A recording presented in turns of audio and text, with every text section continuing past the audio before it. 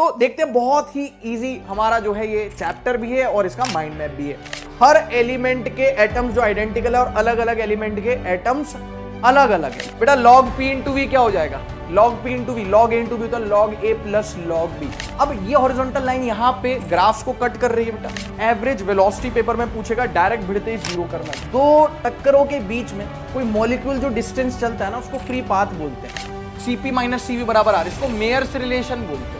High temperature पर degree of freedom 7 हो जाएगी, जिसमें 2 किसकी ऐड हो जाएगी, वाइब्रेशन की। गामा मिक्सचर हो जाएगा Cp mixture by Cv mixture. तो यहां से आप एक चीज और देख सकते हो, गामा मिक्सचर को आप लिख सकते हो बेटा 1+2 bye degree of freedom of mixture. प्यारे बच्चों, क्या हाल समाचार है सबके, कैसे हैं सब। स्वागत करता हूं आपका अपना सिद्धार्थ शर्मा इस नए माइंड मैप में। चैप्टर का नाम है काइनेटिक थ्योरी ऑफ गैसेस। बेटा इसकी आवाज कहीं देखेली लगती है और चेहरा कहीं सुनहरा लगता है। जी हाँ सर, ये तो हम केमिस्ट्री में भी पढ़ते हैं। बिल्कुल, तो सही है ना भाई, एक ही चीज पढ़ो और दो दो जगह काम आ जाए। जैसे थर्मोडायनेमिक्स, लॉज ऑफ थर्मोडायनेमिक्स, हालांकि वहां पे कुछ साइन कन्वेंशन अलग होता है, लेकिन फिर भी थर्मोडायनेमिक्स आप केमिस्ट्री में पढ़ते हो, फिजिक्स में भी पढ़ते हो। काइनेटिक थ्योरी ऑफ गैसेस आप केमिस्ट्री में भी पढ़ते हो, फिजिक्स में भी पढ़ते हो। जी हाँ, और जैसे आपका मॉडर्न फिजिक्स, जो फिजिक्स में अभी 12th वाले पोर्शन में आएगा, मॉडर्न फिजिक्स, जिसमें एटॉमिक स्ट्रक्चर हो गया, न्यूक्लियर फिजिक्स हो गया, फोटॉन्स, क्वांटम थ्योरी, इस तरीके की चीजें जो आप केमिस्ट्री में पढ़ते हो। तो इन चीजों का फायदा क्या है कि एक बार रॉक सॉलिड तरीके से पढ़ाई कर लो और जो है दो दो जगह अपना स्कोरिंग हिसाब किताब हो जाता है। तो देखते हैं, बहुत ही इजी हमारा जो है ये चैप्टर भी है और इसका माइंड मैप भी है। अच्छा, मैं आपको एक बात बता दूं बेटा मैं आपको एक बात बता दूं, 2023 में भी केटीजी से सवाल आया है, 2024 में भी केटीजी से सवाल आया है। ठीक है, और बहुत बेसिक बेसिक से सवाल पूछे गए, 23 में भी आया, 24 में भी आया। मतलब आप ये मान के चलो कि एक सवाल तो यार मतलब कहीं भी नहीं गया, एक सवाल तो पूछ ही लेगा। और वो जो एक सवाल पूछेगा ना, वो फ्री फंड के हमको 4 नंबर देके जाने वाला है, क्योंकि चैप्टर आप भी जानते हो। मतलब आप पूछना किसी से भी, खुद से पूछना, अगर आपने चैप्टर पढ़ा हुआ है, आप 11th में, आप 12th में, आप ड्रॉपर स्टूडेंट्स हो, है ना, या आप अपने दोस्त से पूछोगे केटीजी कैसा लगता है, तो बोलोगे यार केटीजी तो इजी लगता है, क्योंकि इजी भी है। तो अब शुरू कर लेते हैं, फिर टाइम वेस्ट क्यों करना है ना। यहाँ पे कुछ ये थ्योरी पॉइंट्स है, पोस्टुलेट्स ऑफ केटीजी, या यूं कह लो कुछ एजम्पशंस है हमारे पास, है ना। सबसे पहला, every gas consist of extremely small particles. यहां पे हम आइडियल गैस की बात कर रहे हैं, है ना, रियल गैस की बात हम यहां पे फिजिक्स में करते भी नहीं है। Every gas consists of extremely small particles known as molecules. हमने बोल दिया भाई गैसेस की बात हो रही है, क्योंकि सॉलिड्स और लिक्विड्स की तो बात हो चुकी। सॉलिड्स की बात हो गई, मैकेनिकल प्रॉपर्टीज ऑफ सॉलिड्स में, फ्लूइड्स में मैकेनिकल प्रॉपर्टीज ऑफ फ्लूइड्स में हमने गैस की बात करी ही कहां साहब, हमने तो बात करी है सिर्फ लिक्विड्स की। तो अब गैस भी फिर नहीं तो गुस्सा हो जाएगी ना, तो अब यहाँ पे गैस की चर्चा करनी जरूरी है। तो बोल दिया कि हर गैस जो है छोटे छोटे मॉलिक्यूल से मिलके बनी है। The molecules of a given gas are all identical. कोई भी आपने गैस उठा ली, उसके सारे के सारे मॉलिक्यूल्स आइडेंटिकल होंगे। जैसे आपको याद है, मैं आपको एक चीज से रिलेट करवाता हूं। जैसे शुरुआत में डेल्टन साहब की थ्योरी आई थी, किसकी, एटम्स वाली। उन्होंने क्या कहा था, आपको अगर याद हो, अगर आपने पढ़ा हो, तो डेल्टन साहब की थ्योरी आई थी, इसकी नहीं, डेल्टन साहब की क्या थ्योरी आई थी, डेल्टन एटॉमिक मॉडल। तो उन्होंने बोला था कि हर एलिमेंट के एटम्स जो आइडेंटिकल है और अलग अलग एलिमेंट के एटम्स अलग अलग है, लेकिन किसी एक एलिमेंट के सारे एटम्स को देखोगे तो आइडेंटिकल मिलेंगे। वैसे ही कुछ है यहां पे कि क्या हर गैस के जो मॉलिक्यूल्स होंगे ना, वो आइडेंटिकल होंगे, लेकिन अलग अलग गैसेस के मॉलिक्यूल्स अलग अलग होंगे, है ना। तो बोला जा रहा है the molecules of a given gas are all identical but are different than those of another gas. मतलब एक ही गैस के सारे मॉलिक्यूल्स एक जैसे और अलग अलग गैसेस के मॉलिक्यूल्स अलग अलग, भिन्न भिन्न, है ना sir. The size is negligible in comparison to intermolecular distance 10⁻⁹ metre. किसका, इंटरमोलिक्यूलर जो डिस्टेंस है, इंटरमोलिक्यूलर जो डिस्टेंस यानी मॉलिक्यूल्स के बीच का जो डिस्टेंस है ना, इंटरमोलिक्यूलर डिस्टेंस जो मॉलिक्यूल्स के बीच का डिस्टेंस है, उसके मुकाबले मॉलिक्यूल्स का साइज कुछ भी नहीं है साहब। उसके मुकाबले मॉलिक्यूल्स का साइज कुछ भी नहीं है। The size of molecule is negligible in comparison to the intermolecular distance. The gas molecules keep colliding among themselves as well as with the walls of containing vessel। ये बोल रहा है कि भाई गैस है, किसी वेसल में तो स्टोर करी होगी, और हम बचपन से पढ़ते आ रहे हैं कि यार गैसेस का कोई डेफिनेट शेप नहीं होता, कोई डेफिनेट साइज नहीं होता और कोई डेफिनेट वॉल्यूम नहीं होता। वॉल्यूम ऑफ गैस क्या हो जाता है, वॉल्यूम ऑफ कंटेनर के बराबर। आपको पता होगा, मालूम है ना, कि जिस भी कंटेनर में रखोगे वो गैस का वॉल्यूम कितना हो जाएगा, वॉल्यूम ऑफ कंटेनर के बराबर हो जाएगा, है ना। हाँ, लेकिन लिक्विड्स के साथ ऐसा नहीं होता। तो जो गैस के मॉलिक्यूल आपस में भी टक्कर करते हैं और जिस कंटेनर में स्टोर किया है, जिस वेसल में स्टोर किया है, उसकी वॉल से भी कंटिन्यूअसली क्या करते हैं, कोलिजन करते हैं, कोलाइड करते हैं। These collision are perfectly elastic. हम ये मान के चल रहे हैं, ये एजम्पशन से बेटा, ये एजम्पशन से, ठीक है। हाँ सर, जैसे बोर साहब ने अपने एटॉमिक मॉडल में पोस्टुलेट्स दिए थे ना, पोस्टुलेट्स दिए थे, याद होगा, वैसे ही ये पोस्टुलेट्स है काइनेटिक थ्योरी ऑफ गैसेस के लिए। ये कोलिजन से एकदम इलास्टिक है, that is the total energy before collision equals to total energy after collision, ठीक है सर। अच्छा, हम यहाँ पे आइडियल गैस की बात कर रहे हैं, तो नो अट्रैक्टिव और repulsive force acts between gas molecules. Ideal gas की बात करें तो मॉलिक्यूल्स के बीच में कोई भी, मतलब मान के चलो कोई इंटरेक्शन है ही नहीं, या अट्रैक्टिव या रिपल्सिव कोई भी इंटरेक्शन नहीं है। Gravitational attraction among the molecules is ineffective due to extremely small masses and very high speed of molecules. उनके बीच में ग्रेविटेशनल इंटरेक्शन भी हम नगण्य यानी नेग्लिजिबल मान रहे हैं। एक तो उनका साइज बहुत छोटा है, मास बहुत कम है और उनकी स्पीड बहुत ज्यादा हाई है। तो अल्टीमेटली कुल जमा बात यह है कि मॉलिक्यूल्स के बीच में कोई भी, मॉलिक्यूल्स के बीच में बेटा कोई भी इंटरेक्शन नहीं है। यानी कि हम बोले अगर कि मॉलिक्यूल्स के बीच में कोई इंटरेक्शन नहीं तो कोई पोटेंशियल एनर्जी नहीं हुई, कोई इंटरेक्शन नहीं तो सिर्फ एक प्रकार की एनर्जी है मॉलिक्यूल्स के पास, and that is kinetic energy. सिर्फ एक प्रकार की एनर्जी उनके पास, मॉलिक्यूल्स के पास, एंड दैट इज बेटा काइनेटिक एनर्जी, ठीक है। Molecules constantly collide with the walls of container due to which their momentum changes. खुद आपस में भी टक्कर हो रही है और वेसल या जो कंटेनर उसकी दीवार से भी लगातार टक्करें होती जा रही हैं, तो मोमेंटम चेंज हो रहा है। मोमेंटम चेंज हो रहा है तो फिर तो फोर्स भी क्या होगा, लगेगा। Force is change in momentum by time. हाँ sir, this change in momentum is transferred to the walls of the container, consequently pressure is exerted by gas molecules on the walls of the container. तो बेटा क्योंकि momentum change हो रहा है, टकराने से momentum change हो रहा, मोमेंटम का चेंज तो हो गया ना, भले सेम स्पीड, जैसे 10 मीटर पर सेकंड से आया 10 मीटर पर सेकंड से चला गया, मोमेंटम में तो बदलाव आया ना भाई।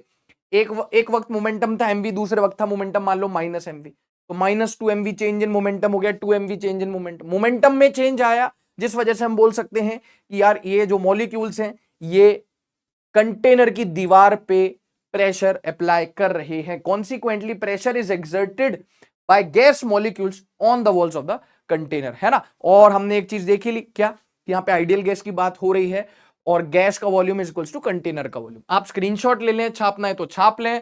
अगले स्लाइड पे चलते हैं, ठीक है, अगले स्लाइड पे चलते हैं। पोस्टुलेट्स ऑफ केटीजी आ जाए बेटा। आइडियल गैस की बात कर रहे हैं तो आइडियल गैस इक्वेशन, सबसे पहले एक फैक्ट बेस्ड, एक फैक्ट या एक स्टेटमेंट जो कि पेपर में स्टेटमेंट बेस्ड सवाल में, ट्रू फॉल्स में, असर्शन रीजन में, है ना, पूछ सकता है क्या।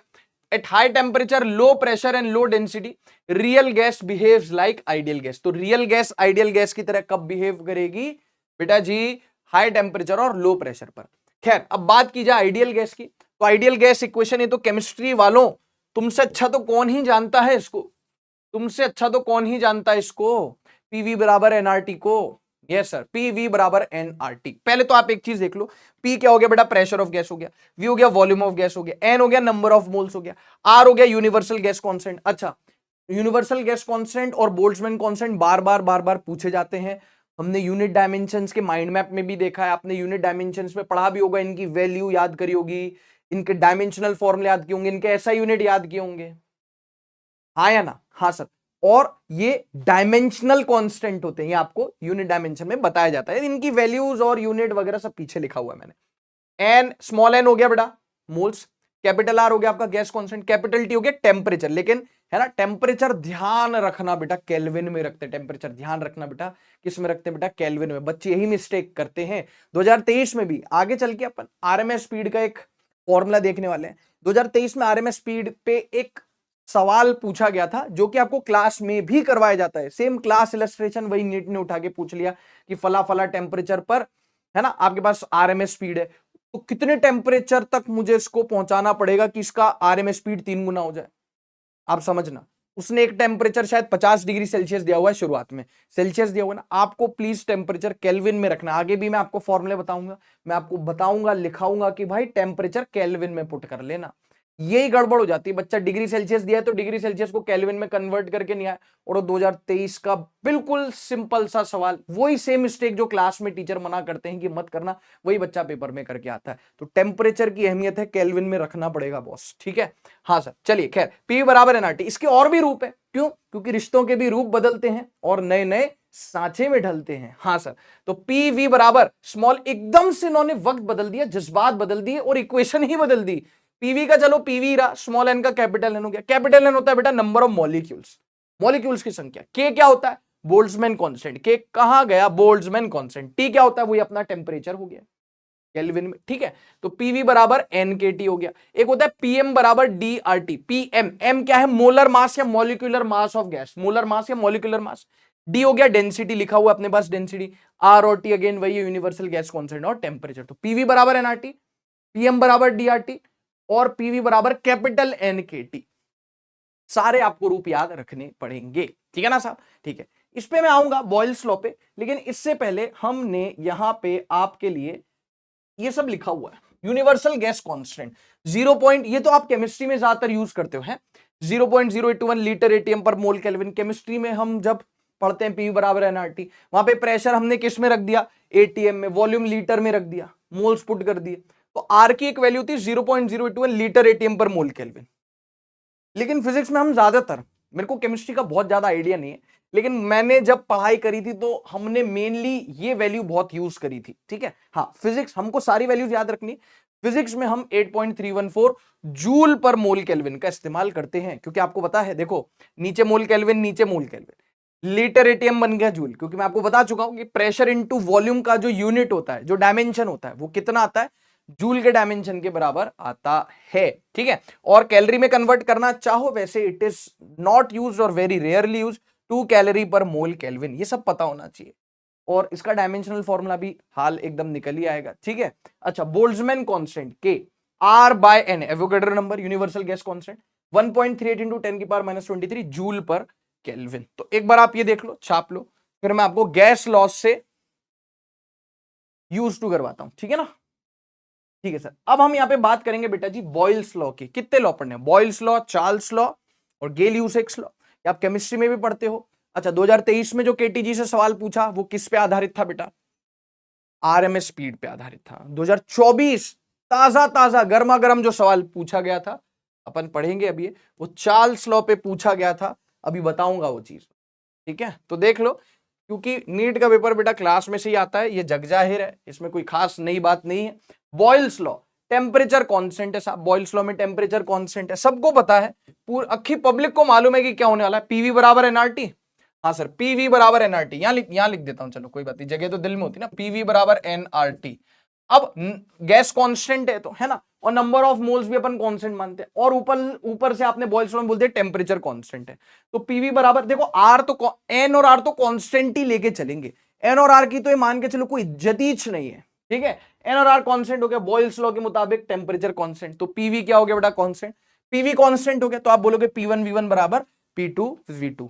अब जाहिर सी बात है कि पीवी आपका कांस्टेंट हो गया। पीवी आपका, यहां पे लिख देता हूं, पीवी बराबर एन आर टी। यहां पे मैं इसको कट नहीं कर रहा, मेरे यहां पे कट करने का मतलब है बेटा कि ये कांस्टेंट हो गया। तो पीवी अगर कांस्टेंट हो गया तो क्या मैं कह सकता हूं कि P is inversely proportional to V, या V is inversely proportional to P। तो P वर्सेस V ग्राफ ऐसा रेक्टेंगुलर हाइपरबोला है, इसको आइसोथर्मल प्रोसेस भी बोलते हैं केमिस्ट्री वालों। अगला चैप्टर जो लॉज ऑफ थर्मोडायनेमिक्स आएगा, उसमें जब हम देखेंगे ना आइसोथर्मल प्रोसेस, तो वो यही चीज होगी, ये चीज होगी। और इस ग्राफ को अगले चैप्टर में हम क्या बोल देंगे? आइसोथर्म। टेम्परेचर कांस्टेंट है सर, ये तो P वर्सेस V ग्राफ है। V वर्सेस P ग्राफ हुआ तो भी बेटा V वर्सेस P ग्राफ भी ऐसा ही बनेगा, क्योंकि आप बोल दो P is inversely proportional to V या V is inversely proportional to P, बात तो वही है ना? ठीक है सर, ये हो गया।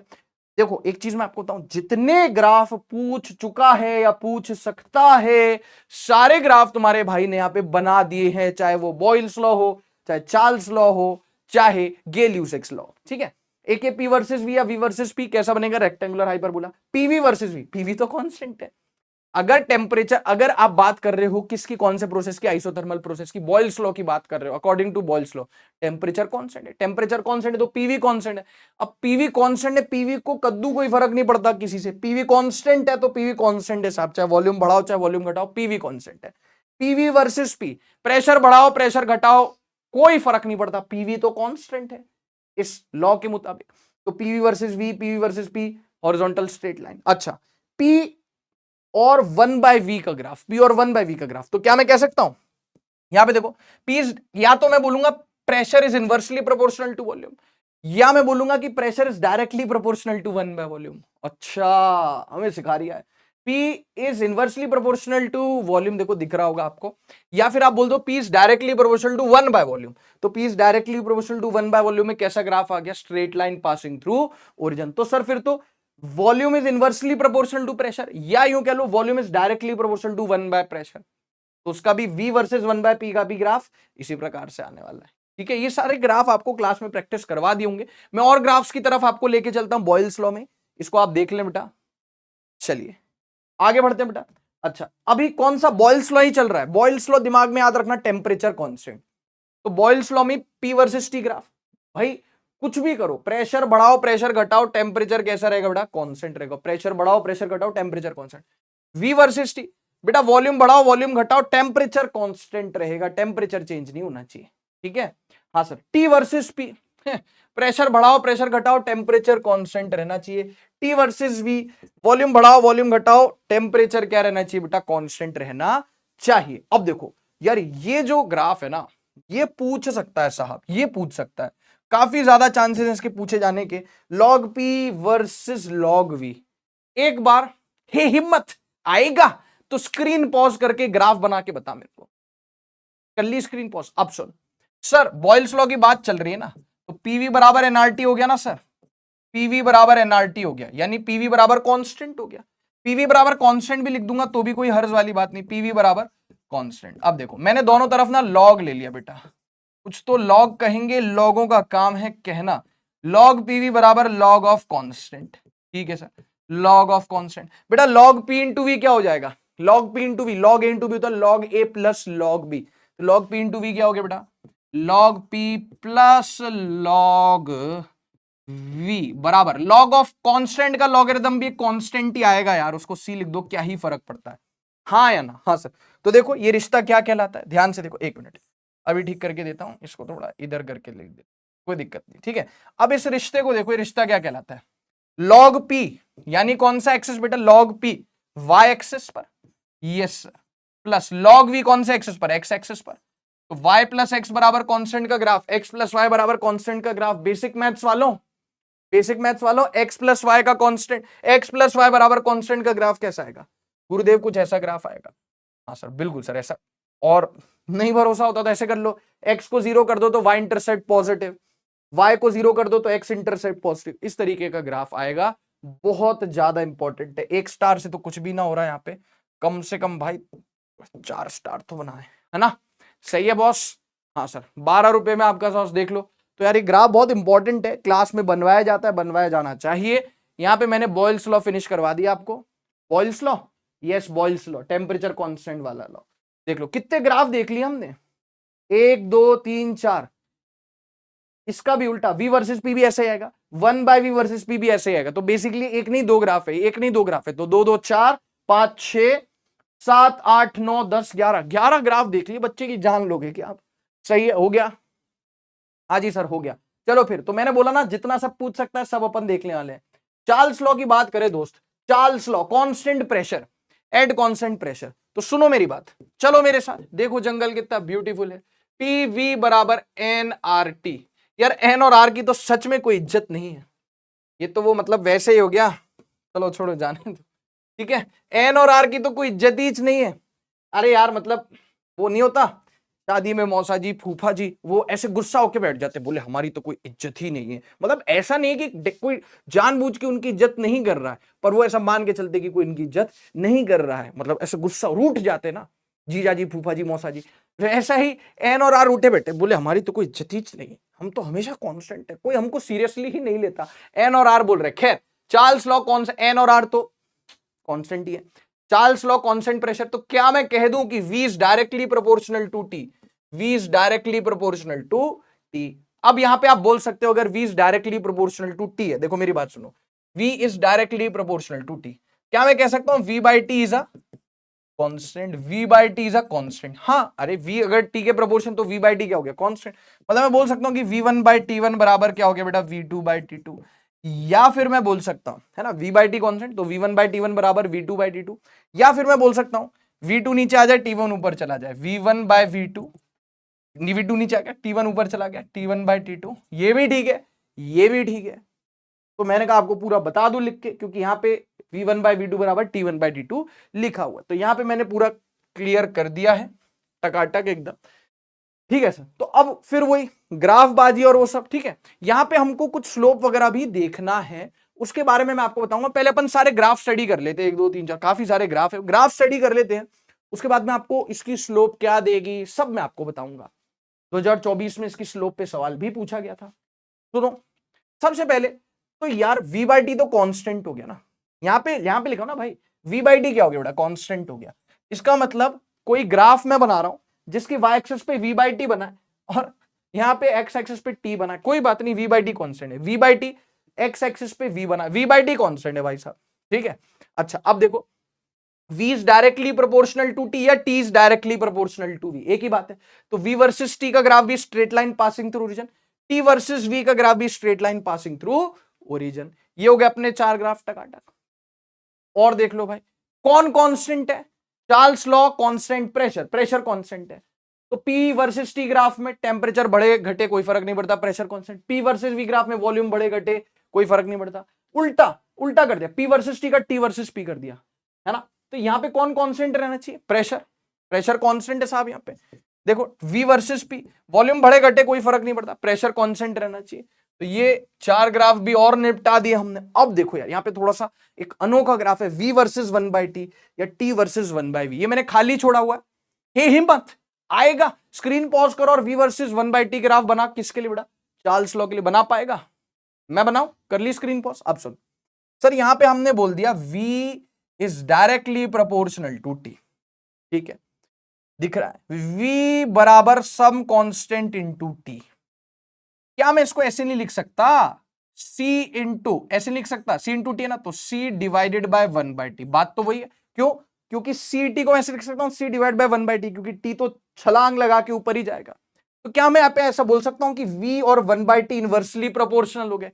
V और थोड़ा सा इसको इधर खसका देते हैं मुन्ना, इधर खिसका देते हैं, ठीक है ना। अब ठीक है, तो V और 1 बाई टी इनवर्सली प्रोपोर्शनल हो गए, तो ये ग्राफ आ गया। सर तो हम तो ये तो इसके लिए भी कर सकते हैं, T को इधर ले आओ, V को नीचे ले आओ, तो बात तो वही हो जाएगी, चाहे V वर्सेस 1 बाई टी बनाओ चाहे T वर्सेस 1 बाई वी बनाओ, बात तो वही है। ये कांस्टेंट नीचे आ गया तो ये कांस्टेंट ही हो गया, तो कांस्टेंट बाय 1 बाई वी, तो T versus 1 by V graph भी कैसा होगा, देखो ना, अगर V 1 बाई टी के इनवर्सली प्रोपोर्शनल है तो T 1 बाई वी के इनवर्सली प्रोपोर्शनल होगा। तो दोनों ग्राफ ही कैसे आने वाले हैं आपके पास बेटा, रेक्टेंगुलर हाइपरबोला। तो देख लो यार, 1 2 3 4 5 6 7 8 9 10 ग्राफ यहां पे पढ़ लिए। अब मैं इससे रिलेटेड बहुत अच्छी बात बताऊंगा, चार्ल्स लॉ से रिलेटेड, जो कि उसका एक बहुत ही बेसिक सा सवाल बन जाता है स्लोप वाला। लेकिन आप पहले स्लाइड को देख लीजिए, छाप लीजिए, स्क्रीनशॉट ले लीजिए, जैसा भी आपको ठीक लगे, ठीक है। अच्छा, इसी को कंटिन्यू कर रहा हूं मैं, किसको, इसी को, ये गेल यूसिक्स लॉ, चार्ल्स लॉ को ही कंटिन्यू कर रहा हूं, चार्ल्स लॉ को ही कंटिन्यू कर रहा हूं। इसको इधर लिख देता हूं, कंटिन्यूएशन में चार्ल्स लॉ के, इसके बाद गेल यूसिक्स लॉ आएगा, ठीक है ना भाई। अब सुनो बेटा, sir V is directly proportional to T हो गया कि नहीं हो गया, या यूं कह लो कि सर PV बराबर NRT, है ना। तो क्या मैं कह सकता हूं कि V बराबर NR by P into T, yes sir. तो अगर मैं V वर्सेस T ग्राफ बनाऊं, कौन सा ग्राफ बनाऊं बेटा, V वर्सेस T, तो सुनना ध्यान से, ये आपने पढ़ा हुआ होगा, मैं तो आपको रिवाइज करवाने आया हूं, सब एक जगह, एक कंसाइज आपको मैं कंटेंट प्रोवाइड करने आया हूं, ताकि जिन लोगों ने भी चैप्टर्स पढ़े हुए हों उनका बढ़िया से रिवीजन हो जाए। और रिवीजन बेटा ऐसे ही होता है, रिवीजन 4-5 घंटे में नहीं होता। अगर आपने पढ़ा हुआ है और आपको सारी चीजें एक साथ रिवाइज करनी है तो माइंड मैप सफिशिएंट है रिवाइज करने के लिए, है ना। वन शॉट और माइंड मैप में जमीन आसमान का फर्क है बेटा। वन शॉट और माइंड मैप को आप कंपेयर नहीं कर सकते। वन शॉट उसलिए कि किसी के पास समय कम है, हालांकि समय कम होना नहीं चाहिए, पर मान लो किसी के पास समय कम है कुछ हो गया, कोई भी चीज फॉर वॉट एवर रीजन, और उसको जल्दी से कोई चैप्टर पढ़ना है पूरा, तो one shot are very helpful. लेकिन किसी ने सब कुछ पढ़ा हुआ और उसे रिवाइज करना है तो mind map is beneficial. PW तो सारी चीजों का भाई खास ख्याल रखता है बच्चों का, है ना, सारी रिक्वायरमेंट्स पूरी करने की कोशिश करता है पीडब्ल्यू। ठीक है, चलो भाई, तो बात करते हैं यहाँ पे बेटा वी वर्सेस टी ग्राफ की। वी वर्सेस टी, तो ये क्या हो गया बेटा, अच्छा इसको इधर खिसकाऊं क्या, एक बार सुनो, इधर किसका, तो ये क्या हो गया बेटा, v हो गया आपके पास y एक्सिस, और ये पूरा हो गया स्लोप m, और t हो गया आपके पास x एक्सिस। ओ y बराबर mx का ग्राफ कैसा बनता है जी, y बराबर mx का ग्राफ कैसा बनता है जी, straight line passing through region, और सर जो स्लोप होती है वो टेन थीटा होता है। तो यहाँ पे जो स्लोप है, यहाँ पे जो स्लोप है टेन थीटा है, वो प्रेशर के इनवर्सली प्रोपोर्शनल है। क्यों, क्योंकि स्लोप में N R by P, N और आर तो कांस्टेंट है, तो पी नीचे आ रहा है, तो क्या मैं यहाँ पे कह दूं कि स्लोप बराबर tan theta is inversely proportional to pressure. इसका मतलब जिसका थीटा ज्यादा होगा, उसका टेन थीटा ज्यादा होगा, उसका प्रेशर कम होगा। तो प्लीज यहां पे याद रखें,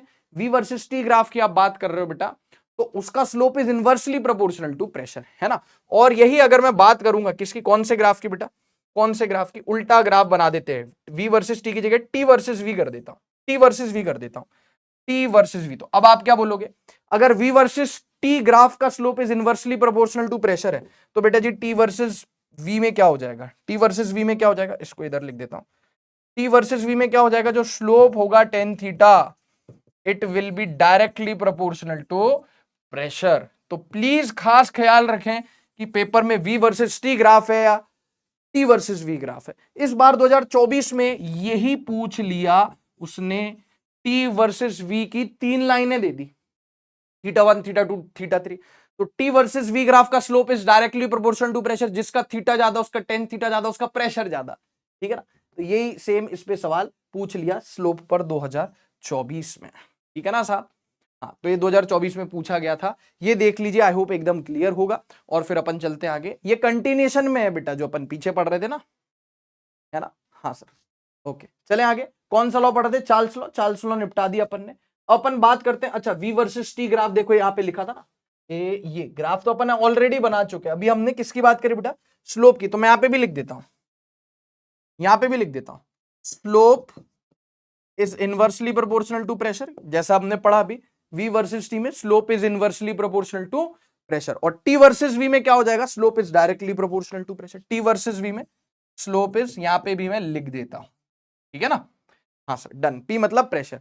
चलो भाई ये देख लो, ये भी देख लो, लेट्स मूव अहेड, आगे बढ़ते हैं। ये ल्यूसिक्स लॉ की बात अगर करें तो वॉल्यूम कांस्टेंट है साहब, वॉल्यूम कांस्टेंट है।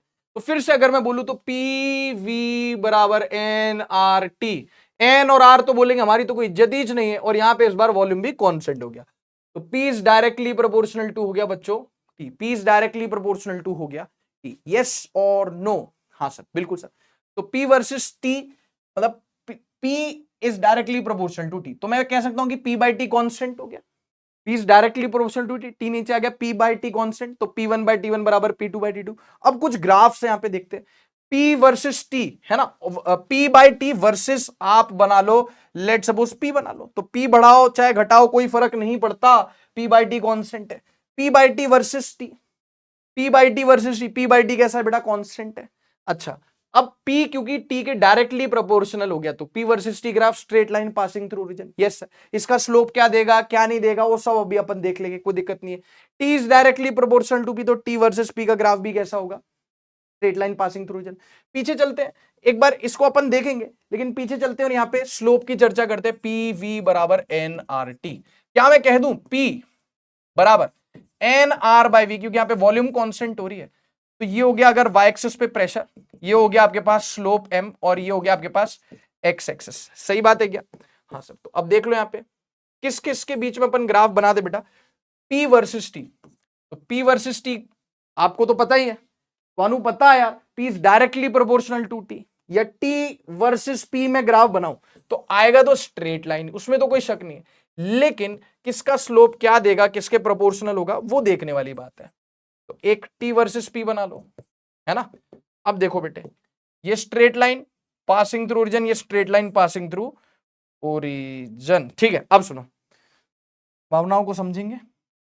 अब देखो भाई, P वर्सेस T का जो ग्राफ है तो उसमें जो स्लोप है वो 1/वॉल्यूम के प्रोपोर्शनल है। तो यहाँ पे अगर मैं बोलूं कि जो स्लोप है टेन थीटा वो किसके प्रोपोर्शनल बेटा, वॉल्यूम के इनवर्सली प्रोपोर्शनल है। P वर्सेस T में वॉल्यूम नीचे आ रहा तो slope is inversely proportional volume, लेकिन उल्टा कर दिया T वर्सेस P, तो यहाँ पे जो स्लोप होगा बेटा यानी टेन थीटा वो किसके डायरेक्टली प्रोपोर्शनल होगा सर, वो वॉल्यूम के डायरेक्टली प्रोपोर्शनल होगा। तो हो सकता है 2024 में इस पे सवाल पूछा था चार्ल्स वाले पे, तो अब आने वाले समय में इस पे सवाल पूछ ले, कोई भरोसा नहीं है। देख लीजिए बेटा इसको, है ना। अच्छा अभी तो पीछे भी चलना, अपने को पीछे कुछ ग्राफ रह गए हैं और फिर मैं बॉयल्स लॉ से रिलेटेड भी आपको एक चीज बताऊंगा, है ना, वो आप केमिस्ट्री में भी पढ़ चुके हो और आगे भी हम लॉज ऑफ थर्मोडायनेमिक्स में भी वो देखेंगे, आइसोथर्म ग्राफ में मैं भी आपको बताऊंगा, ठीक है। चलिए खैर, तो यहाँ पे गेल यूसेक्स लॉ, वॉल्यूम कांस्टेंट है साहब, T versus V volume constant, we versus T volume constant, we versus P भाई वॉल्यूम कांस्टेंट। अच्छा P versus 1/t, T versus 1/p, space क्यों छोड़ा अब तक तो समझ गए होंगे, काफी समय हो गया अपने को पढ़ते पढ़ते, तो आप भी जान रहे होंगे कि क्यों स्पेस छोड़ा है। हे हिम्मत आएगा sir, P versus 1/t graph कैसा दिखेगा, थोड़ा सोचो यार, अब तो मतलब अब तो आप सोच पाओगे कैसे, देखो इधर सोच लिया, पी वी बराबर या यूं कह लो कि V is directly sorry P is directly proportional to T है, यानी P is some constant into T। सही, क्या मैं इसको ऐसे लिख सकता हूं, P बराबर C/1/t, हाँ क्योंकि इसको आप ऐसे लिखो, T ऊपर छलांग लगाएगा बात तो वही होगी, तो P is inversely proportional to 1/t, तो यहाँ पे जो ग्राफ आएगा वो रेक्टेंगुलर हाइपरबोला आ जाएगा। In the same way T will be inversely proportional to 1/p, तो यहाँ पे भी रेक्टेंगुलर हाइपरबोला आ जाएगा। ऐसा भी हमने पिछले लॉ के लिए भी किया था। तो यहां भी हमने देख लो आप 10 ग्राफ यहां पढ़ लिए, तो total Gay Lussac's law, Charles law, Boyle's law मिला के 30 ग्राफ तो पढ़ लिए। इससे परे क्या ही कुछ दे देगा, ठीक है। एक चीज और मैं अभी आपको बताऊंगा, ये हो गया क्या डन, छाप लो इसको, चले आगे। हाँ सर, तो आगे नहीं बेटा, बेसिकली हम जाएंगे पीछे और मैं लेके चलूंगा आपको बॉयल्स लॉ पे। ये इससे रिलेटेड मैं आपको एक चीज की पॉइंट बताना चाहूंगा, बॉयल्स लॉ से रिलेटेड, है ना, कंटिन्यूएशन में, बॉयल्स लॉ के कंटिन्यूएशन में ही चल रहा है। ये एक चीज मैं आपको बताना चाहूंगा, आपने केमिस्ट्री में भी इस तरीके का सवाल देखा होगा और हम आगे जो थर्मोडायनेमिक्स चैप्टर पढ़ेंगे उसमें भी इस तरीके का सेम सवाल पूछ लेता है। तो बॉयल्स लॉ में टेम्परेचर कांस्टेंट होता है, हाँ सर, पेपर में पता है क्या करता है, PV, ये इसको आइसोथर्म बोलते हैं। अब आइसोथर्म का मतलब है इस पूरे पॉइंट पे टेम्परेचर सेम है, boils law, temperature is constant, temperature is constant, temperature is constant, है ना। इस पूरे ग्राफ में टेम्परेचर हर जगह सेम है, लेट सपोज T1 है, तो ये जो आइसोथर्म है ये कौन से टेम्परेचर के कॉरस्पॉन्डिंग है, T1 के कॉरस्पॉन्डिंग मान लो। एक और आइसोथर्म आपको दे दिया and that is corresponding to temperature 2, तो आपसे पूछता है कि यार और दे देगा, एक और दे देगा मान लो कॉरस्पॉन्डिंग टू T3। मैं फिलहाल बात कर रहा हूं दो ग्राफ्स की बात कर रहा हूं, है ना, वैसे आप 3, 4, 40 जितने भी ले सके। तो इसमें बोलेगा कंपेयर T1 एंड T2, इसमें क्या बोलेगा बेटा, इसमें ऐसे बोलता है कंपेयर, ये आपने किया हुआ होगा, कंपेयर T1 एंड T2 ऐसे बोलता है, कंपेयर T1 एंड T2। हे हिम्मत आएगा, बताएगा। देखो सर, तो इसमें आप या तो एक वर्टिकल लाइन ले लो या हॉरिजॉन्टल लाइन ले लो। लेट से मैंने ना एक हॉरिजॉन्टल लाइन ले ली, कैसी लाइन ले ली बेटा, हॉरिजॉन्टल लाइन ले ली, सुनना बहुत ध्यान से, मैं यहां पे चीजों को थोड़ा सा क्लियरली लिख दूं और ये बता दूं कि यार ये this is corresponding temperature T1, this is corresponding temperature T2। मैंने क्या किया बेटा, एक सेकेंड, एक हॉरिजॉन्टल लाइन ले लिया, आप चाहो तो वर्टिकल लाइन ले लो। अब ये हॉरिजॉन्टल लाइन यहां पे ग्राफ्स को कट कर रही है बेटा, हाँ सर, इस वाले ग्राफ को कट कर रही है, इसके कॉरेस्पॉन्डिंग वॉल्यूम, इसके कॉरेस्पॉन्डिंग वॉल्यूम। अब देखो ये जो लाइन है हॉरिजॉन्टल, इसके कॉरेस्पॉन्डिंग कुछ प्रेशर होगा P, ये प्रेशर सेम है, मतलब प्रेशर कांस्टेंट नहीं, आप समझना, दोनों ग्राफ के लिए मैंने एक हॉरिजॉन्टल लाइन बना ली सच दैट ये पॉइंट पे प्रेशर P है, ये पॉइंट पे भी प्रेशर P है, लेकिन इस पॉइंट पे वॉल्यूम मान लो V1 होगी, इस पॉइंट पे वॉल्यूम मान लो V2 होगी। तो क्या मैं कह सकता हूं कि यार वॉल्यूम 1 छोटी, वॉल्यूम 2 ज्यादा है, और आप भी जान रहे हो, मैं भी जान रहा हूं कि PV बराबर nRT, अगर तो टेम्परेचर कितना हो गया बेटा, PV/nR, N और R तो कांस्टेंट ठहरा, है ना। अब इस हॉरिजॉन्टल लाइन के कॉरेस्पॉन्डिंग P प्रेशर इस पॉइंट के लिए भी सेम है, इस पॉइंट के लिए भी सेम है, तो जिसका वॉल्यूम ज्यादा, जिसका वॉल्यूम ज्यादा उसका टेम्परेचर ज्यादा, तो वॉल्यूम 1 कम है, वॉल्यूम 2 ज्यादा है, वैसे ही T1 कम है और T2 ज्यादा है। तो आंसर आया हमारे पास ये। हाँ सर, ये हमने क्लास में भी किया हुआ है। आप चाहो तो वर्टिकल लाइन लेके भी कर सकते हो।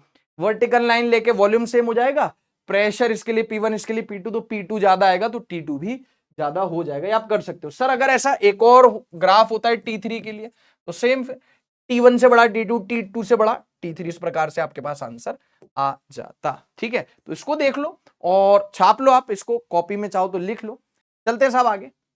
और ये सारे लॉ पढ़ के एक और लॉ है बेटा, Dalton's law of partial pressure. ये आप केमिस्ट्री में पढ़ते हैं, यहाँ पे ऐसे यूज नहीं आता है। Pressure of mixture is equal to sum of partial pressures of each component. मान लीजिए आप एक कंटेनर में बहुत सारी गैसेस भर देते हैं, तो आपको मिक्सचर का प्रेशर चाहिए, तो मिक्सचर का pressure will be given by individual pressures के सम के बराबर। ठीक है, प्रेशर ऑफ गैस का एक फॉर्मूला है, डायरेक्ट फॉर्मूला ही पूछ सकता है। यहां पे आप ध्यान में रखना है कि प्रेशर ऑफ गैस, मान लीजिए किसी कंटेनर में आपने गैस को भर दिया, तो वॉल्यूम ऑफ गैस और वॉल्यूम ऑफ कंटेनर एक ही बात है। तो P बराबर 1/3, स्मॉल m है बेटा mass of one molecule, capital N number of molecules, divided by volume, volume of gas into RMS velocity, RMS speed का स्क्वायर। आरएमएस स्पीड अपन आगे देखने वाले हैं, तो ये डायरेक्ट फॉर्मूला याद रख सकते हैं। और इसी से क्लास में एक फॉर्मूला और डिराइव होता है, relation between pressure and kinetic energy. This is kinetic energy, it is 3/2 into PV. क्योंकि यहाँ पे आइडियल गैस की बात हो रही है, पोटेंशियल एनर्जी है नहीं, तो एकमात्र जो एनर्जी है काइनेटिक एनर्जी, वही बॉडी, वही आप बोल सकते हो सिस्टम की या गैस की एनर्जी है। तो एनर्जी मतलब कौन सी energy? Kinetic energy. 3/2 into PV, potential energy यहाँ पे है नहीं, है ना, ये हो गया। ठीक है, अब डिफरेंट स्पीड्स आगे क्या इसी पेज पे हम देखने वाले हैं। ठीक है, different speeds of gas molecule. Average velocity paper में पूछेगा, डायरेक्ट भिड़ते ही जीरो करना। क्यों? क्योंकि यहां पे सारा खेल प्रोबेबिलिटी का। हम मान के चलते हैं कि अगर एक मॉलिक्यूल इधर जा रहा है तो एक मॉलिक्यूल होगा जो इधर जा रहा होगा उसी स्पीड से। एक मॉलिक्यूल इधर जा रहा है किसी स्पीड से, तो एक मॉलिक्यूल हम बोलते हैं इधर ही होगा सेम स्पीड से जाता हुआ। तो आप जब वेलोसिटीज ऐड करोगे ना इस प्रकार से, v1 vector plus v2 vector plus up to and so on vn vector divided by n, सबका वेक्टर सम जीरो हो जाएगा, सबका वेक्टर सम जीरो हो जाएगा। तो इसलिए एवरेज वेलोसिटी क्या हो जाएगी? जीरो हो जाएगी। सारी वेलोसिटीज का वेक्टर सम जीरो होगा, इसलिए एवरेज वेलोसिटी जीरो हो जाएगी। लेकिन बात करें एवरेज स्पीड की, ये एवरेज स्पीड है। ठीक है, बाकी आरएमएस वेलोसिटी जीरो नहीं होगी, है ना, मोस्ट प्रोबेबल वेलोसिटी जीरो नहीं होगी। तो वहां पे वेलोसिटी स्पीड एक ही बात है। लेकिन एवरेज या मीन के लिए आप बोलो तो एवरेज वेलोसिटी अलग है, एवरेज या मीन स्पीड अलग है। मीन स्पीड या mean speed, not mean velocity, mean velocity तो जीरो गई, मीन स्पीड हो गई √8p/π रो। ये रो क्या है भाई? यहां पे रो है बेटा डेंसिटी ऑफ गैस। क्या है बेटा? Density of gas. ठीक है ना, तो ये p नहीं है, this is rho, this is p अलग है, रो अलग है ना। हाँ सर, तो 8p/π रो या 8RT/π, ये मोलर मास है या मॉलिक्यूलर वेट है किसका? मॉलिक्यूल का, मोलर मास है ना। आरएमएस स्पीड या आरएमएस वेलोसिटी का √3RT बाय मोलर मास या मॉलिक्यूलर मास या 3p/रो। रो हो गया डेंसिटी, रो हो गया डेंसिटी। काम करे ना यार, यहाँ पे डेंसिटी को डी ही लिख देते हैं, नहीं तो खाम में हो सकता है बच्चे लोग क्या हो जाए, कंफ्यूज हो जाए। तो D is density of gas, यहाँ पे लिख दिया डी, यहाँ पे लिख दिया डी, और यहाँ पे भी लिख दिया अभी ठीक है। हाँ सर, ओके। आरएमएस का हो गया मोस्ट प्रोबेबल, यानी वो स्पीड है जो ज्यादातर मॉलिक्यूल्स पोजेस करेंगे। मोस्ट प्रोबेबल √2p/d, डी हो गया डेंसिटी या 2RT √2RT/m, m यानी वही मॉलिक्यूलर वेट मॉलिक्यूल का या मोलर मास। ठीक है ना साहब? ठीक है सर। तो अब ध्यान से देखें, तो यहां पे सबसे बड़ी कौन है, सबसे छोटी कौन है? आरएमएस सबसे बड़ी, फिर मीन, बेटा ये मीन वेलोसिटी तो जीरो, मीन स्पीड है, और फिर लास्ट में आ गई मोस्ट प्रोबेबल। इनका रेशियो ले लो, VRMS is to Vmin is to most probable. तो आएगा आपके पास, देखो RT/m तो कट जाएगा, तो RMS का √3, मीन का आ गया √8/π, और मोस्ट प्रोबेबल का आ गया √2। और जब आप इसको सॉल्व करोगे तो रेशियो मिलेगा, √3 सबको पता है 1.73, √2 पता है 1.41, √8/π हो जाएगा 1.59। तो कौन बड़ा कौन छोटा, ये ऑर्डर पूछ सकता है, इनका रेशियो पूछ सकता है, पेपर में कुछ भी पूछ सकता है। चलिए, तो ये भी देख लिया हमने। हाँ सर, चलें फिर आगे। चलो बॉस, ये हो गया। अब यहां पे बेटा बात की जाए मीन फ्री पाथ की, तो इस पे 2 बार सवाल पूछ चुका है बेटा, 2014 में भी पूछा है, 2020 में भी पूछा, और डायरेक्ट फॉर्मूला बेस्ड सवाल है, मतलब न्यूमेरिकल भी नहीं, डायरेक्ट एक बार तो फॉर्मूला पूछ लिया और एक बार ये रिलेशन पूछ लिया। ठीक है, तो अब बहुत ध्यान से देखना, मीन फ्री पाथ क्या होता है यार? दो टक्करों के बीच में कोई मॉलिक्यूल जो डिस्टेंस चलता है ना, उसको फ्री पाथ बोलते हैं। यानी कि the distance travelled by a molecule, the straight line distance travelled by a molecule between two consecutive collision. और अलग अलग मॉलिक्यूल्स के लिए ये फ्री पाथ अलग अलग होता है। तो ऐसे तो बहुत सारे मॉलिक्यूल्स हैं, तो उनका मीन या एवरेज ले लेते हैं, that is known as mean free path, और उसको बोलते हैं लैम्डा मीन, या लैम्डा बार भी बोल देते हैं। इसके सर पे आप ऐसे बार लगा दो, डंडा लगा दो। Average distance travelled by molecules between two successive collision. बेटा इसका फॉर्मूला है 1/√2 पाई डी स्क्वायर एन। अब सुन लो डी और एन क्या है। डी है डायमीटर ऑफ मॉलिक्यूल। तो एक बार तो उसने डायरेक्ट ही पूछ लिया क्या कि लैम्डा मीन जो है डी के कैसे, डी पे कैसे डिपेंड करता है, तो inversely proportional to D square. अब डायमीटर को मैं रेडियस लिख दूं 2r, तो नीचे यहाँ पे आर स्क्वायर आ जाएगा। तो inversely proportional to D square बोलो, inversely proportional to R square बोलो, एक ही बात है। ठीक है, अब ये n क्या है? ये है number of molecules per unit volume, number of molecules per unit volume. तो लैम्डा इज ऑल्सो, है ना, ये तो हो गया आपके पास inversely proportional to D square या आर स्क्वायर। एक और रिलेशन है, lambda is directly proportional to temperature by pressure. ये कैसे आता है मैं आपको बताता हूं, क्योंकि यहाँ पे स्मॉल एन है। देखो लैम्डा इज, लैम्डा बार बराबर 1/√2 पाई डी स्क्वायर। एन क्या है बेटा? एन है number of molecules per unit volume, small N. अरे यही तो था ना, स्मॉल एन क्या है? What is small N? Sir this is number of molecules per unit volume. Small N की जगह मैंने क्या लिख दिया बेटा? वी लिख दिया। स्मॉल एन की जगह क्या लिख दिया? वी लिख दिया। अब आपको अगर याद हो तो पी वी बराबर एन के टी होता है। हाँ सर, तो यहां पे मैं क्या लिख सकता हूं? देखो पी बाय के टी नीचे आ गया, वी नीचे आ गया, तो एन बाई वी कितना आ गया? पी बाई के टी। एन बाई वी की वैल्यू मैं क्या रख सकता हूँ? पी बाई के टी। तो यहाँ पे लैम्डा बार कितना है? देखो ये क्लास में डिराइव करवाया जाता है, तुम्हारा भाई तुम्हें यहां भी डिराइव करवा दे रहा है। एन बाई वी को क्या लिख दिया आपने? पी बाई के टी। अब ये के टी ऊपर चला गया तो कितना आ गया सर? के टी, के वही आपका Boltzmann constant, k T √2 pi d square P lambda bar. तो यहां पे मैं बोल सकता हूं कि lambda bar is directly proportional to T by P. Lambda bar is directly proportional to T by P, है ना। Lambda bar is directly proportional to T by P. तो ये जो रिलेशन है यहाँ पे लिखा हुआ है बहुत ही बढ़िया तरीके से, इसको आप देख लीजिए। तो चलते अपन आगे। ओके बॉस, ये हो गया। ये डेरिवेशन देखना है तो देख लो, ठीक है, बढ़िया। अब बात की जाए बेटा, अब बात की जाए, अच्छा यहां पे एक सेकेंड, ये specific heat capacity, specific heat capacity CP minus CV बराबर आर, इसको मेयर्स रिलेशन बोलते हैं। को क्या बोलते हैं बेटा? Mayer's relation. लेकिन आप एक चीज याद रखें, मेयर्स रिलेशन, लेकिन आप एक चीज याद रखें बेटा कि मेयर्स रिलेशन में ये स्पेसिफिक हीट कैपेसिटी है, मोलर स्पेसिफिक हीट कैपेसिटी है ना। सीपी हो गया molar specific heat capacity eight constant pressure, पढ़ा होगा आपने। सीवी हो गया molar specific heat capacity eight constant volume. तो सीपी माइनस सीवी बराबर आर होता है ना। जब कुछ भी नहीं बोलेंगे तो हम स्पेसिफिक हीट कौन सी लेंगे? वही molar heat, molar specific heat capacity. लेकिन अगर पेपर में मेंशन कर दिया कि सीपी और CV specific heat per unit mass है at constant pressure at constant volume, molar specific heat कुछ नहीं बोला तो मोलर स्पेसिफिक हीट लूंगा, तो सीपी माइनस सीवी बराबर आर सही है। लेकिन अगर पेपर में बोल दिया कि सीपी और सीवी है specific heat per unit mass at constant pressure, specific heat per unit mass at constant volume, तो ये रिलेशन आ जाएगा सीपी माइनस सीवी बराबर आर बाई एम, जहां पे एम है मोलर मास या मॉलिक्यूलर वेट ऑफ मॉलिक्यूल। इस पे 2010 में सवाल पूछा था, इस पर बेस डायरेक्ट। एक ऑप्शन था सीपी माइनस सीवी बराबर आर, एक ऑप्शन था सीपी माइनस सीवी बराबर आर बाई एम, और भी दो ऑप्शन थे, पर बच्चा इन दोनों में कंफ्यूज्ड। बच्चे ने क्लास में पढ़ा है तो लगा देगा कि मोलर स्पेसिफिक हीट, तो आप सीपी माइनस सीवी बराबर आर, लेकिन उसमें पेपर में क्या क्या दे रखा था? उसमें दे रखा था specific heat per unit mass है, तो स्पेसिफिक पर यूनिट मास होगा तो सीपी माइनस सीवी बराबर आर बाई एम होगा। तो एक या दो बार पूछा गया, एक तो 2010 में तो पूछा ही पूछा है, ठीक है। खैर गामा क्या होता है? सीपी बाय सीवी, और आप याद रख सकते हो 1+2/f। सीवी का फॉर्मूला होता है एफ आर बाई 2, इसको बस आप एक अलग से आप याद रख लें, बाकी कुछ भी मेंशन नहीं तो अपन तो मोलर स्पेसिफिसिटी मानेंगे। सीवी का फॉर्मूला होता है एफ आर बाई 2, सीवी की वैल्यू आपने एफ आर बाई 2 यहां पुट कर दी, एफ आर बाई 2 इधर चला गया तो 1+f/2 इंटू आर। बाकी गामा और आर के टर्म्स में भी है, सीवी हो गया आर बाय गामा -1, सीपी हो गया गामा आर बाय गामा -1। मैं तो बोलूंगा कि आप ये याद रखें, याद रखें, एक ये याद रखें, और ये तो आपको ऑटोमेटिकली याद हो ही जाएगा, और बाकी आप ये याद रखें। ये वाला पोर्शन आप नहीं भी याद रखेंगे तो भी चलेगा। Mono atomic, diatomic, try atomic, ये क्या है अभी मैं इस पे लौटूंगा, क्योंकि अभी हमने डिग्री ऑफ फ्रीडम नहीं पढ़ा। एफ क्या है बेटा, यहाँ पे डिग्री ऑफ फ्रीडम है। डिग्री ऑफ फ्रीडम आपने क्लास में पढ़ लिया है, लेकिन मैंने अभी आपको माइंड मैप में नहीं बताया, तो मैं लौटूंगा इस पे लौटूंगा, है ना। एफ हो गया डिग्री ऑफ फ्रीडम, और सीपी और सीवी की वैल्यूज गामा बराबर 1+2/f।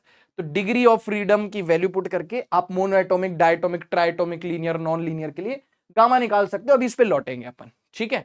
अभी बाकी जो हाईलाइटेड फॉर्मूला ये देख लीजिए, और अपन बात करते बेटा डिग्री ऑफ फ्रीडम की। किसकी बात करते बेटा, डिग्री ऑफ फ्रीडम की बात करते हैं। तो इसकी कोई थ्योरी नहीं पूछा है, लेकिन आपको वैल्यूज पता होनी चाहिए कि मोनो एटॉमिक गैस के लिए डिग्री ऑफ फ्रीडम हो गई 3, और ये तीनों देखो डिग्री ऑफ फ्रीडम 3 प्रकार की होती है, ट्रांसलेशनल, रोटेशनल, वाइब्रेशन। वाइब्रेशनल हम लेते ही नहीं, वो बहुत हाई टेम्परेचर पे आती है और पेपर में हम उसको नगण्य मानते हैं, और हम कुछ भी नहीं मेंशन किया होता तो हम तो मानते कोई वाइब्रेशनल डिग्री ऑफ फ्रीडम है ही नहीं। तो पूरी की पूरी कैसी है, पूरी की पूरी ट्रांसलेशनल है, कोई रोटेशन नहीं, कोई वाइब्रेशन नहीं। Mono atomic gas 3 degree of freedom है, एफ से रिप्रेजेंट करते हैं डिग्री ऑफ फ्रीडम, एफ से रिप्रेजेंट करते हैं, और ये पूरी की पूरी किस रूप में, ट्रांसलेशन रूप में है। डायटोमिक गैस रूम टेम्परेचर पर degree of freedom 5, high temperature पर डिग्री ऑफ फ्रीडम 7 हो जाएगी, जिसमें 2 किसकी ऐड हो जाएगी, वाइब्रेशन की। लेकिन पेपर में नहीं पूछता। अच्छा, 5 में से 5 में 3 तो ट्रांसलेशन की है और 2 रोटेशन वाली है। मैं यहां पे लिख भी देता हूं, पेपर में पूछ सकता है, कोई भरोसा नहीं है कि 5 का क्या सीन है। 5 का सीन है 3 ट्रांसलेशन 2 रोटेशन, और ये 7 कैसे आई, 3 ट्रांसलेशन 2 रोटेशन और 2 वाइब्रेशन, ठीक है ना। ये मोनो एटॉमिक में तो तीनों की तीनों ट्रांसलेशन, डायटोमिक में रूम टेम्परेचर पे 5, 3 ट्रांसलेशन 2 रोटेशन। अब सुनो, ट्राइटोमिक या पॉलीएटॉमिक गैस की अगर अपन बात करें तो लीनियर, लीनियर मतलब जैसे CO2 नहीं होता स्ट्रेट लाइन, नॉन लीनियर जैसे H2O या CH4 हो गया। अरे वाटर वेपर की बात करूं मैं, गैसियस फॉर्म में H2O, नॉन लीनियर हो गया CH4 हो गया गैस मीथेन। तो ट्राइटोमिक या पॉलीएटॉमिक में लीनियर के लिए डिग्री ऑफ फ्रीडम 5 और नॉन लीनियर में डिग्री ऑफ फ्रीडम 6, आपको याद रखना है। 5 में क्या हिसाब किताब है, 3 ट्रांस, यहां पे वाइब्रेशन की बात नहीं करनी, 3 ट्रांसलेशन 2 रोटेशनल, और नॉन लीनियर में 6, तो 3 ट्रांसलेशनल और 3 हो गए रोटेशनल, 3 ट्रांसलेशनल और 3 हो गए रोटेशनल, है ना। तो इनका आप ये बाइफर्केशन भी याद रखेंगे तो बढ़िया होगा, एक बार आप ये देख लीजिए। हाँ सर ठीक है, डन, ओके। अब हम देखते हैं बेटा लॉ, अच्छा एक सेकेंड इस पे आऊंगा मैं, लेकिन डिग्री ऑफ फ्रीडम हमने देख ली, तो आप गामा बराबर 1+2/f, मोनो एटॉमिक का 3, तो मोनो एटॉमिक का गामा कितना हो गया 1+2/3, 5/3। डायटोमिक का डिग्री ऑफ फ्रीडम कितना हो गया बेटा 5 हो गया, सिंपल टेम्परेचर पर ही, रूम टेम्परेचर पर 5, 1+2/f 7/5। अच्छा, ट्राइटोमिक में अगर मैं ये वाला लूंगा डिग्री ऑफ फ्रीडम 6, कहां गया degree of freedom, degree of freedom non linear का लूंगा 6, अगर डिपेंड करेगा तब जाके 1+2/6 तो आएगा 4/3, ये नॉन लीनियर के लिए। और लीनियर के लिए कितना लेना पड़ेगा, एफ की वैल्यू 5 लेंगे तो लीनियर की 1+2/5 7/5 आ जाएगी। तो ट्राइटोमिक के लिए कौन सा वाला लिखा है, नॉन लीनियर वाला लिखा है, ठीक है।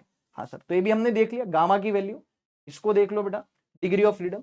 अब बात करते हैं law of equipartition of energy, ये भी इसमें हमको डायरेक्ट याद रखना है।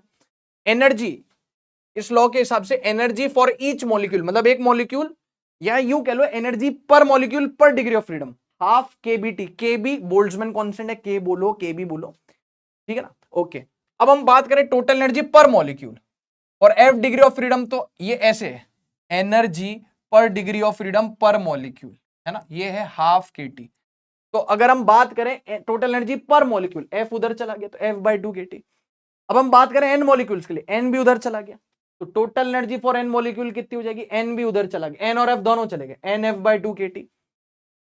टोटल एनर्जी फॉर 1 मोल, 1 मोल के लिए हो गया F/2 RT, या N मोल्स के लिए आप याद रखो तो हो जाएगा total energy for N moles NF/2 RT। यहां पे K था, अब यहां पे आ गया R, ठीक है। तो मैं तो आपको ये बोलूंगा कि भाई एक तो ये आपको पता होना चाहिए, ठीक है, और ये आपको पता होना चाहिए, और energy per unit molecule per unit degree of freedom पूछेगा तो N और F नीचे आ गए तो ½ KT हो जाएगी, दो पता होने चाहिए। अच्छा, मोनो एटॉमिक 1 मोल देखें, 1 मोल मोनो एटॉमिक के लिए डिग्री ऑफ फ्रीडम 3, डायटोमिक के लिए डिग्री ऑफ फ्रीडम 5, 1 मोल के लिए देखें यहाँ पे 5 आ जाएगा, 5/2 RT। ट्रांसलेटरी काइनेटिक एनर्जी, आप इन केसेस में देखो तो ट्रांसलेशन वाला डिग्री ऑफ फ्रीडम कितना रहा, यहां भी ट्रांसलेशन वाला 3 रहा, यहां भी ट्रांसलेशन वाला 3 रहा, यहां भी ट्रांसलेशन वाला 3, यहां भी ट्रांसलेशन वाला 3। तो पेपर में अगर ट्रांसलेशनल काइनेटिक एनर्जी वाली एनर्जी पूछेगा तो ट्रांसलेशन के लिए डिग्री ऑफ फ्रीडम हो गया 3, 1 मोल ले लिया अगर मैंने, तो 1 इंटू 3 RT/2 हो जाएगा। इसको आप देख लीजिए, इसको आप छाप लीजिए, स्क्रीनशॉट ले लीजिए, ठीक है। एक चीज और, यहां पे मैंने आपको बताया था प्रेशर ऑफ गैस के बारे में, कहां गया, यहीं कहीं था, प्रेशर ऑफ गैस ये रहा। तो आप इसको पीवी को एनआरटी भी लिख सकते हो, तो ये हो जाएगा 3/2, पीवी की जगह आप एनआरटी भी लिख सकते हो, है ना। तो ऐसे भी ये जायज है, ठीक है, ठीक है सर, ओके। अब बात करते हैं बेटा मिक्सिंग ऑफ गैसेस की। वैसे तो पता होना चाहिए, नहीं पूछता इस पे सवाल, पर इसको याद रखने में कोई हर्ज भी नहीं है कि मान लीजिए आप 2 या 2 से ज्यादा गैसेस का मिक्सचर बना रहे हैं, तो मिक्सचर का सीवी कितना हो जाएगा, N1 CV1 प्लस N2। मान लो N1 मोल्स आपने मिलाए, CV1 उसका वो था Müller specific heat constant volume वाला, N2 मिलाए CV2 वाली गैस के, प्लस इस तरीके से N1 C1 plus N2 CV2 and so on divided by N1 plus N2 plus N3। CP mixture हो जाएगा N1 CP1 plus N2 CP2 and so on divided by N1 plus N2, ठीक है। Gamma mixture हो जाएगा CP mixture by CV mixture. तो यहां से आप एक चीज और देख सकते हो, गामा मिक्सचर को आप लिख सकते हो बेटा 1+2 bye degree of freedom of mixture. तो अगर पेपर में थोड़ा लेवल उसने बढ़ा दिया और गामा मिक्सचर आपको ये पता है, ये पता है गामा मिक्सचर पता है, तो एफ मिक्सचर भी आप निकाल सकते हो गामा मिक्सचर से, 1+2 by F mixture. Molar mass है, molecular weight of mixture N1 M1 plus N2 M2 divide by N1 plus M2। ये मोलर मासेस है इंडिविजुअल गैसेस के, ये मिक्सचर का है, तो इसको आप याद भी रख सकते हैं, कोई दिक्कत नहीं है, ठीक है बेटा। और इसी के साथ अपना हो गया, देख लेते भाई, चेक कर लेते कोई भी स्लाइड बची तो नहीं है, और मैंने सबके स्क्रीनशॉट लेने के लिए भी आपको दे दिए थे, ठीक है ना भाई, ओके, कोई स्लाइड नहीं बची। And we are done with this mind map of kinetic theory of gases. और बेटा मैं आपसे मिलने वाला हूं अगले माइंड मैप में लॉज ऑफ थर्मोडायनेमिक्स के। तब तक के लिए स्वस्थ रहें, व्यस्त रहें, मस्त रहें। थैंक यू प्यारे बच्चों।